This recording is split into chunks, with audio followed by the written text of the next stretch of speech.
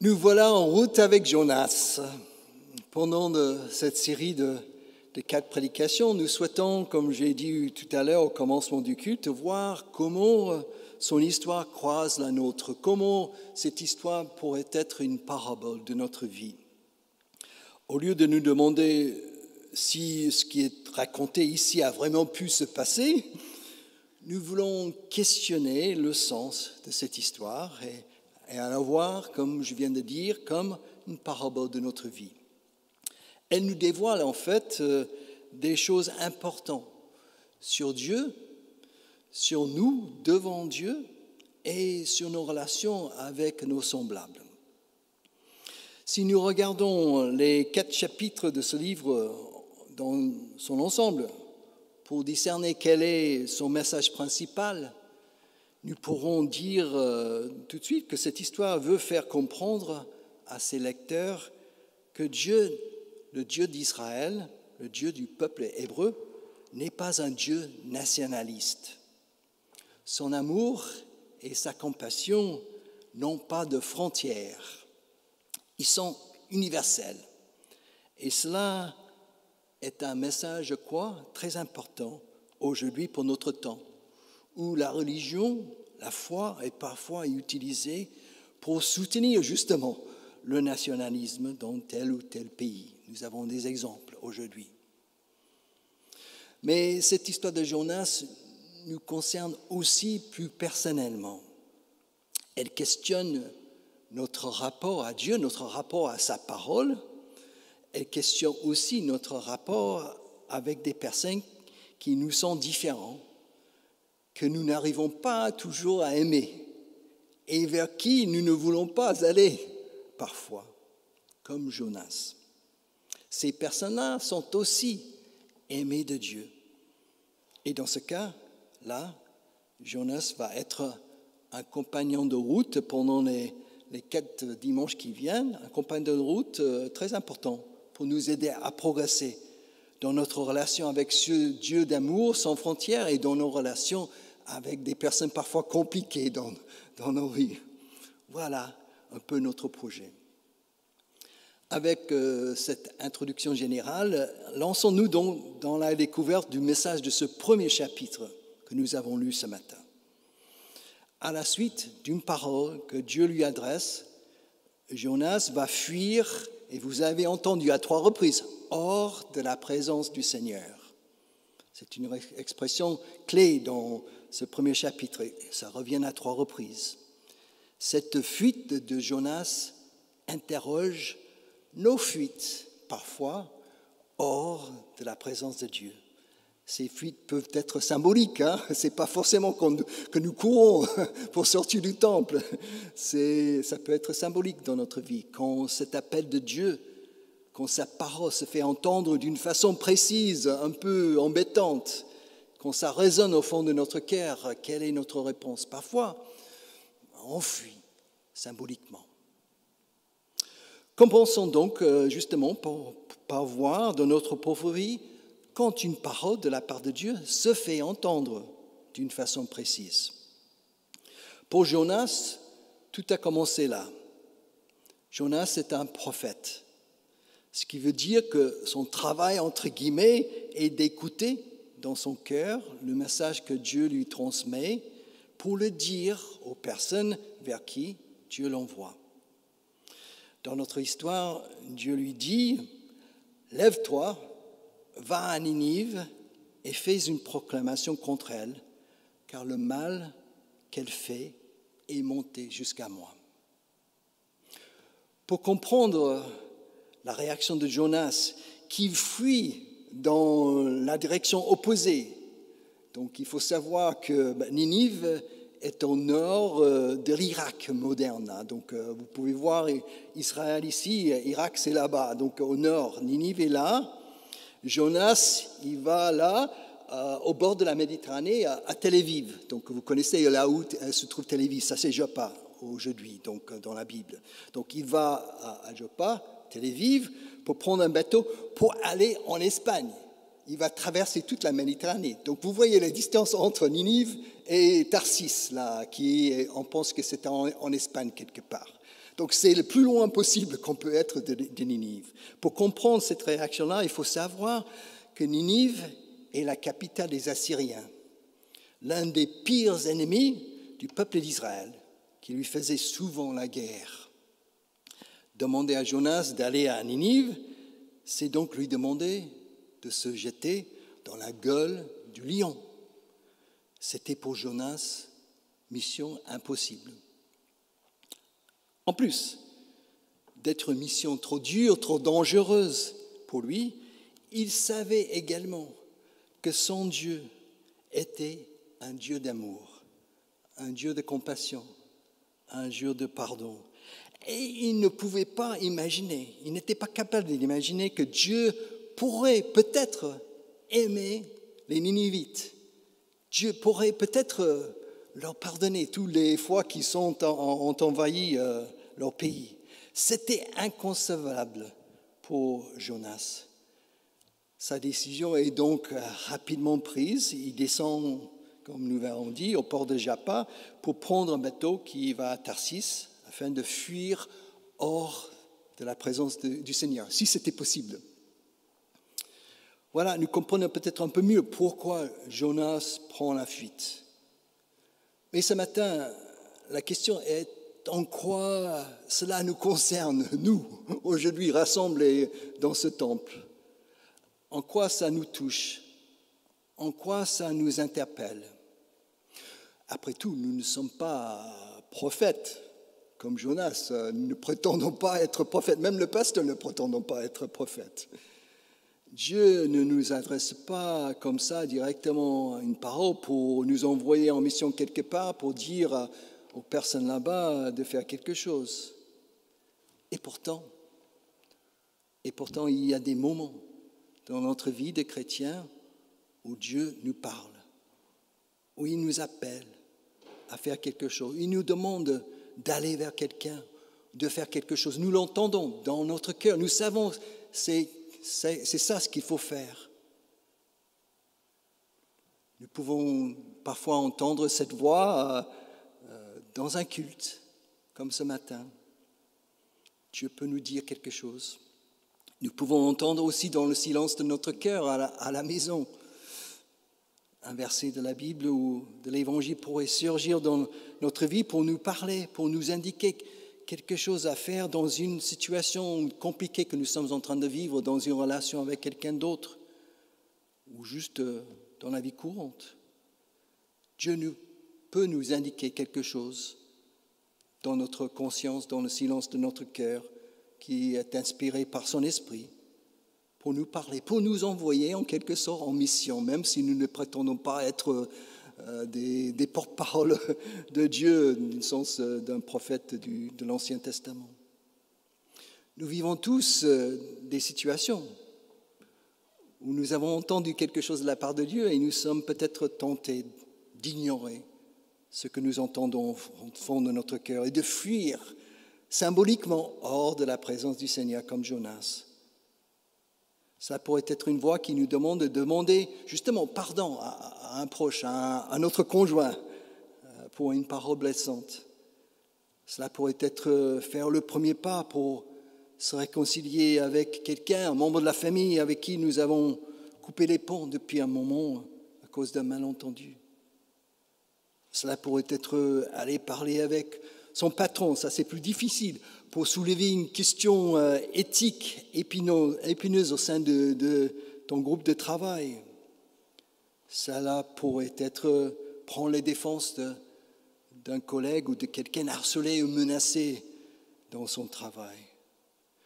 Vous connaissez toutes ces situations-là, vous les avez confrontées. Oui, la parole de Dieu se fait souvent entendre dans des situations précises de notre vie, et nous avons souvent le choix de l'ignorer en fuyant symboliquement comme Jonas, ou de l'accueillir et d'y répondre comme nous pouvons avec foi, avec l'aide du Christ qui nous accompagne sur notre chemin.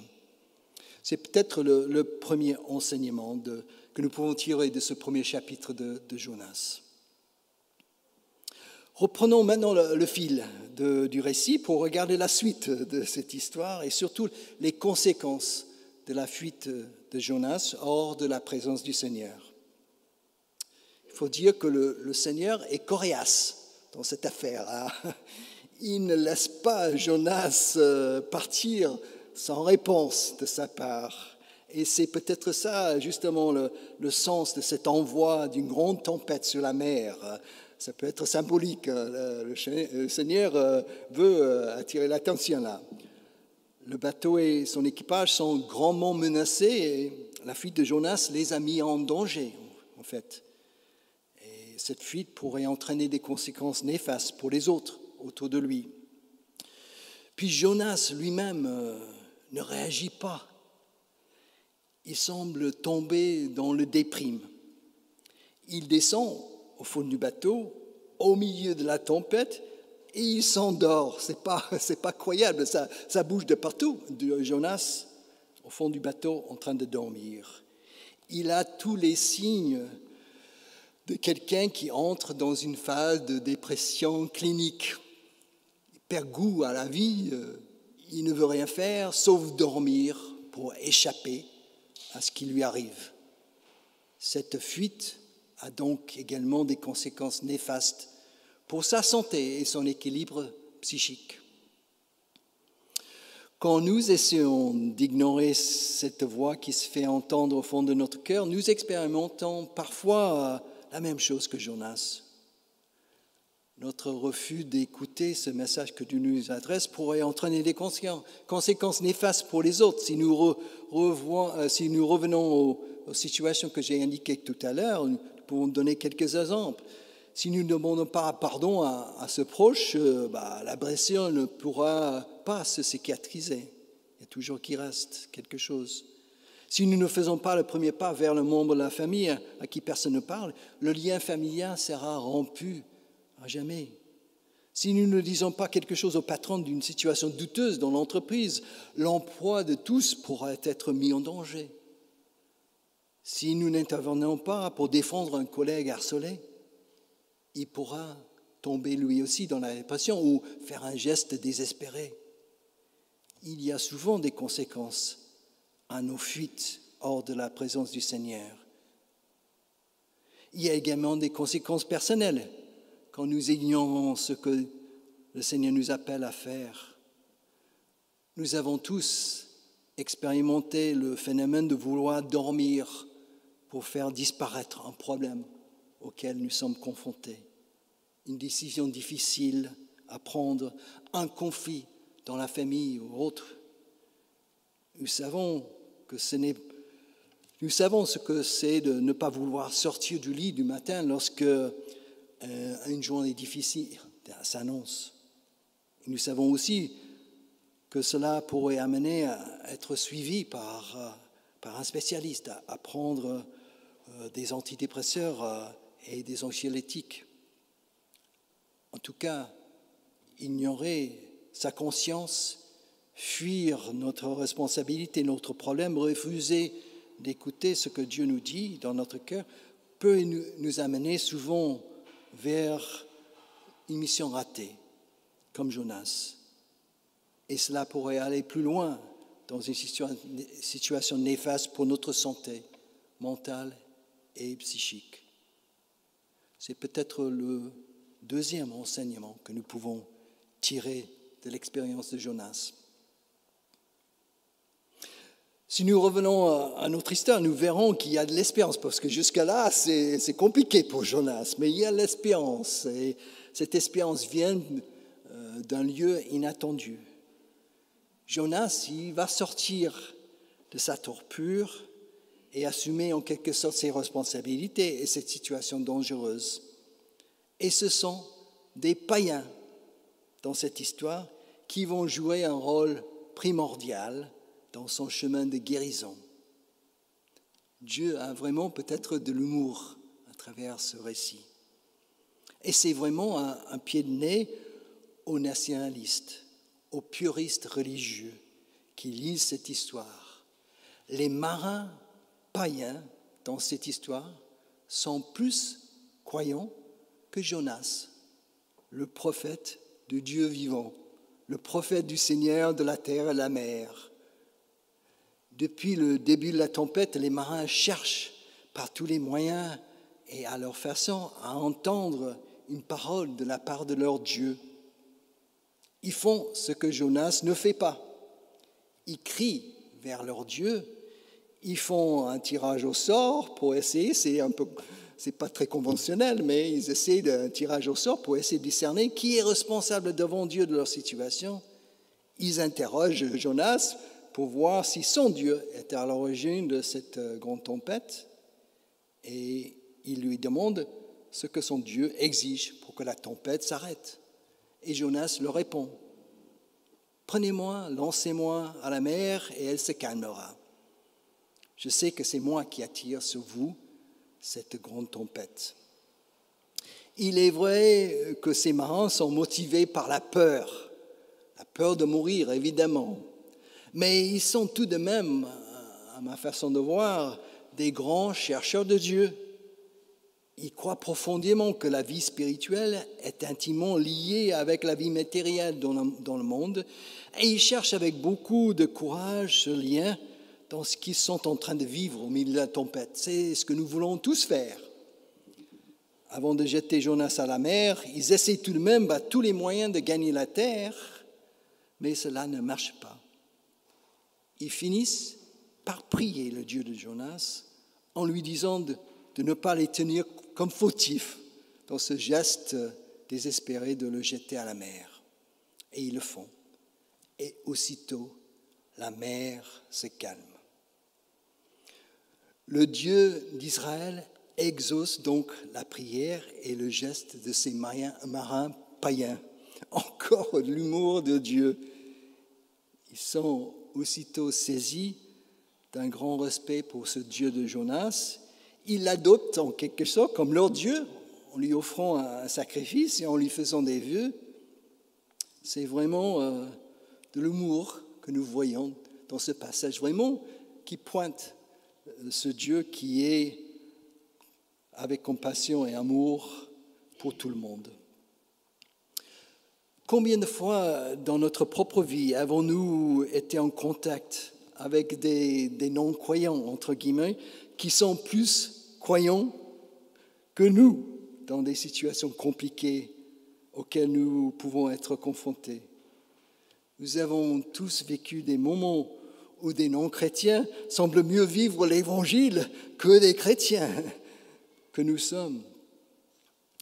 Quand nous fuyons symboliquement ou littéralement hors de la présence du Seigneur face à une situation difficile que nous vivons, il est parfois bon d'écouter ceux et celles que Dieu met sur notre route, des personnes de notre vie quotidienne qui ne sont pas forcément croyants, mais qui peuvent nous épauler, qui peuvent nous prodiguer des conseils, qui peuvent nous accompagner, nous encourager. Dieu n'est pas lié à nos chapelles confessionnelles. Il peut utiliser parfois les personnes les plus inattendues pour nous accompagner sur notre chemin, si nous leur ouvrons notre cœur et leur faisons confiance, un peu comme Jonas dans cette histoire.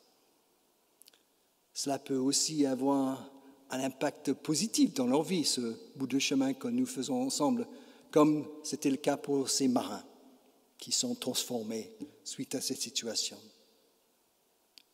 Voilà, donc nous sommes à la fin de notre réflexion ce matin.